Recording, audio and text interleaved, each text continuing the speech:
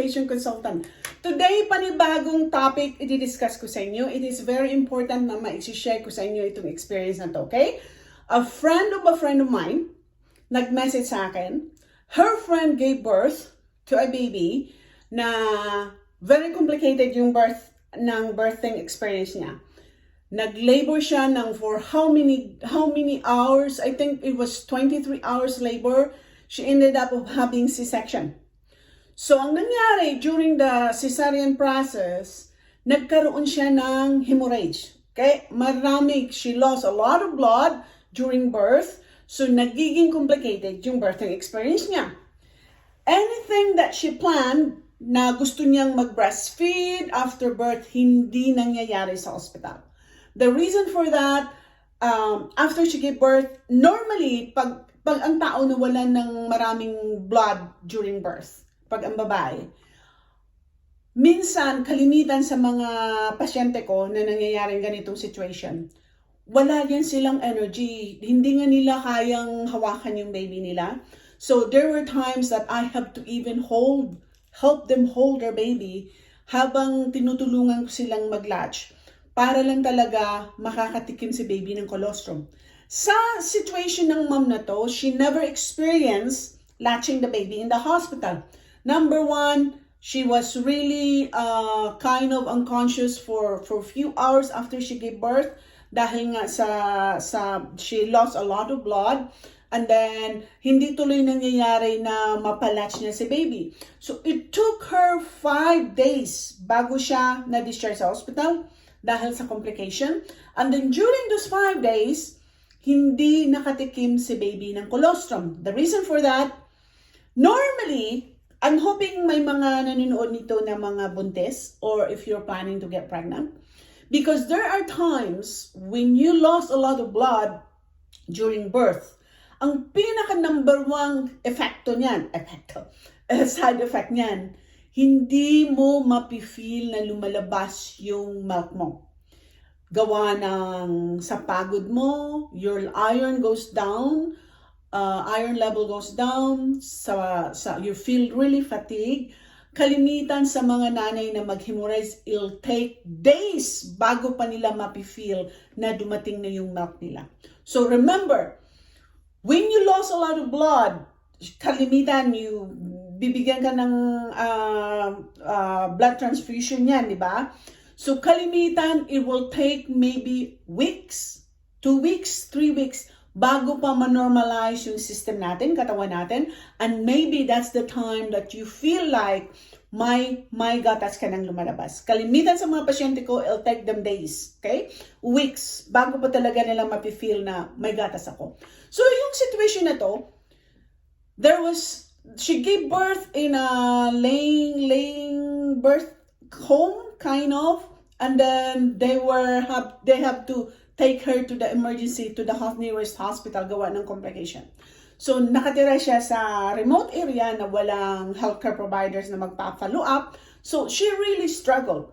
So, anong gagawin mo if let's say you have a family member or a relative or a friend of yourself, mangyayari sa inyo na hindi mo mapapatikmi, the baby was not able to taste the colostrum dahil nga sa nangyayari. So, how can you express that colostrum kahit nasa bahay ka na? Ito ang tuturo ko sa inyo. Kalimitan kasi sa mga pasyente ko, after 3 days, 4 days, napoprostrate na sila, nag-give up na sila, hindi na nila ginagawa ng paraan on how to express this. Mali din minsan ang mga healthcare providers, especially kung hindi sila nagpo-push na kahit i-massage yung breast every 3 hours, kahit pipigain lang ng konti when you're doing milk, trying to stimulate your breast, kahit i-masahe yung breast mo.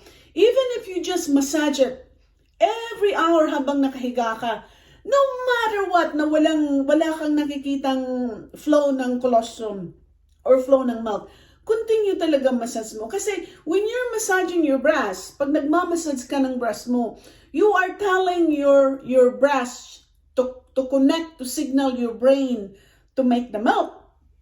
Ngayon, kung hahayaan mo to for 5 days or 6 days because you're hoping pag magaling ka na, lalabas yung milk, lalong tatagal. It will take longer, more longer, if you don't do anything in this breast while you're waiting for the milk to come in. Mas mabilis, it's gonna be faster if you're gonna do it now. Kahit medyo pagod ka pa, kung andyan yung husband mo, kung andyan yung nanay mo na tutulong sa'yo. This is good. This is good if you're watching right now and you have family members na yun yung backup plan ninyo na support sa hospital. Ito yung gagawin nyo na if you notice itong si nanay walang energy talaga na gumawa ng paraan on how to express your breast para ma-stimulate yung breast, you need to massage it. The best thing you can do if you're laying flat in bed, I'm gonna get my big breast here. It's more visible for you. So if you are laying flat in bed, makikita nyo na yan, okay? So if you're laying flat in bed, your husband is there, wala na itong ka-uchi-uchi yan, okay? If your husband is there or nanay nandyan or kapatid mo, wala ka talagang energy na ma-express yung breast mo, let them do it, okay? Let them do it para ma-stimulate yung breast mo. So you're laying flat in bed right now, and this is your breast. So if I am your sister or I am your mother, ang gagawin ko is I'm going to massage it gently, gentle massage. You can do by one side first, focus that one, or the other side first. When you're doing massage, start ka sa pinaka-deep, okay? Start ka sa deep, go to the nipple. Start ka sa deep, go to the nipple. Gentle lang, gentle massage. When you do that, let's say you do that every hour, okay? Si baby nagbobote sa hospital. Ikaw nakahiga ka lang. Wala pa rin makikitang colostrum. It's okay. Massage it again. This is what you're gonna do if you don't have breast pump. Okay? However, if you have the breast pump, yun yung maganda. Kahit nakahiga ka, the pump is running. I don't care kung isang drops lang ng milk ang nandoon or dalawang drops lang ng milk ang nandoon. I don't really care. What I cared about is how you're stimulating it. But when 5 days comes, 7 days comes, and you're doing this all the time, it will take faster. It will be faster for your milk to come in rather than just ignoring this for 5 days or 7 days. Naghihintay ka lang ng, darating naman ito, darating ito after 7 days. So, you need to work hard with this because pag i-ignore yan at hindi ka rin ginagaydan ng mga healthcare provider mo, lalong matatagalin kang makakakuha ng colostrum. Now, how are you gonna do it? Let's say, in 5 days, nakikita mo na may colostrum ka. So, this is what you're gonna do. Kung may colostrum ka, at si baby hindi pa makapag-latch, pagpiga mo, when you press your breast, then you see the drop of colostrum. I'm gonna use the white one, okay? When you press your breast and you see a drop of colostrum, get it using a teaspoon. You can use your finger. Kung gusto mo, put the baby close to you, okay? Put the baby close to you. So let's say I have my baby here. Here's my baby. I put my baby close to me. I'm pressing it. Okay, I'm pressing it. Pag may nakikita kong konting drop, I use my finger. Wash your hand first. I use my finger. I'll get the drop. Kunin ko yung drop ng colostrum. Ipahid ko sa bibig ni baby. Another press. May isa na namang drop. I'll get it with my finger. Ipahid ko ulit sa baby. Every drop is a golden milk. Please don't waste it. Okay? Every drop. Now, kung sa tingin mo, hindi lang drop, may mga spray na ng milk, ng colostrum. So what you're gonna do, you can use a spoon. Put that one close to your nipple. Once you have maybe 5 drops, then you can give it to the baby again. Dun sa dinidemo ko, na when you use a spoon or a syringe, start it by putting the tip to tip. Okay? Ito yung trick ko. Tip ng teaspoon to tip of your lip. So tip to tip. Tip and then just put the drops until the baby would do. Pero kung si baby hindi naggalap, hindi ko nag-move yung tongue, so use your finger, slide it with the inside the teaspoon, para makuha talaga niya yung drop ng colostrum mo. It may take a while, believe me. Sa mga nanay who have cesarean, who have very long labor, who have gestational diabetes, who really have poor or low level of irons, ito yung mga nanay na talagang matagal kayong makakita ng mature milk or mag-increase yung milk flow nyo. Ito yung problema na na-experience ko sa aking clinic when it comes to producing your milk. So, it may take 2 weeks bago mapifeel na may milk ka na. It may take 3 weeks. It may take 1 month or 2 months. Could you imagine that? Now, as long as you're improving your nutrition, paano mo ito mariresolve na medyo tataas yung iron mo? Okay. Kalimitan, binibigyan kayo ng iron supplement ng mga doktor nyo to boost your iron level.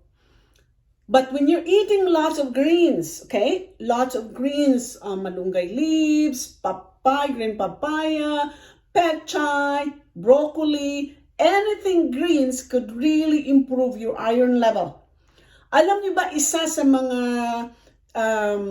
ina-advise namin to add to your diet so that your iron level it will improve, yung asukal na mascobado, molasses, okay? Yung maitim na molasses na mascobado. When you put maybe a spoon or a teaspoon in your diet, okay?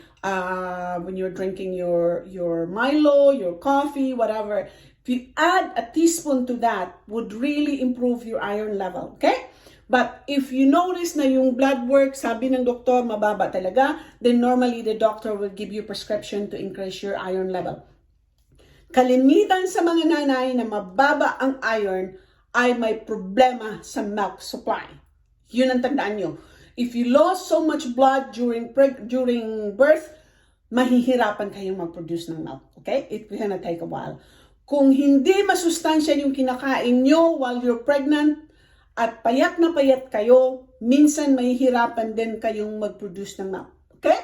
So these are the things that you need to think bago ka maging pregnant or while you're pregnant to make sure that up-to-date yung blood work mo, na makikita mo yung iron level mo okay, blood pressure mo okay, because when your blood pressure goes sky high, ito nga, pag mababa ang dugo mo, problema mo sa milk mo. Pag sobrang taas naman yung dugo mo, high blood ka, mahirap ka rin mag-produce ng milk. So, you need to balance it. Either way, you're gonna up or down, talagang magkakaproblema ka sa milk supply. So, what's the best way? Yung tinuturo ko sa inyo on how to massage and express your milk, express your colostrum, dahil the golden milk ay kailangan talagang ma-intake ni baby. Okay?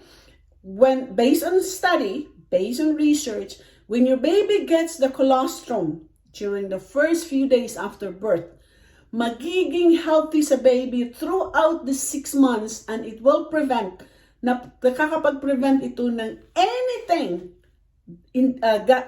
digestive infection. Okay? Kalimitan kasi sa number 1 cause of death ng mga infants up to 6 months is infection sa tiyan. So, we can prevent that by giving them the best immune system booster, which is our colostrum or milk, dahil maraming anti-infectant na makukuha tayo to fight against bacteria, against viruses doon sa milk natin. So, thank you for watching. Please subscribe or continue to subscribe. Do like this video, share this video dahil maraming mga Filipina nanay or people around the world giving birth, having a history of hemorrhage, and questioning themselves why I don't have no milk. Because again, you'll have problem with your blood pressure and your iron level. Thanks for watching. See you next time.